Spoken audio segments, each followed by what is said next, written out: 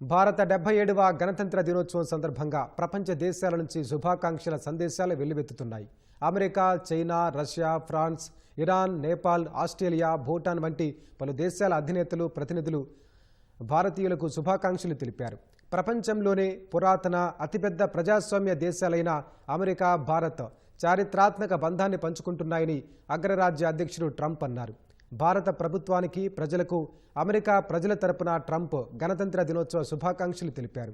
China, Bharat ఎప్పటికీ మంచి పొరుగువారిగా, స్నేహితులుగా ఉంటాయని చైనా అధ్యక్షుడు జిన్పింగ్ వెల్లడించారు.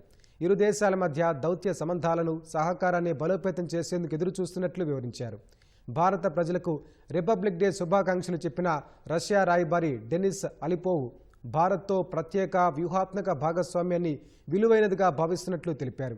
భారత్ అంతర్జాతీయ ఎజెండాలోని కీలక సమస్యలను పరిష్కరించడంలో చురుకుగా వ్యవహరిస్తోందని పేర్కొన్నారు. గతంలో భారత్లో గణతంత్ర వేడుకల్లో పాల్గొనడం ఎంతో విలువైన జ్ఞాపకమని ఫ్రాన్స్ అధ్యక్షుడు ఇమాన్యుయల్ మేక్రాన్ గుర్తు చేసుకున్నారు. భారత్, ఫ్రాన్స్ బంధాన్ని మరింత ముందుకు తీసుకెళ్లేందుకు ఫిబ్రవరిలో కలుద్దామని మేక్రాన్ వెల్లడించారు.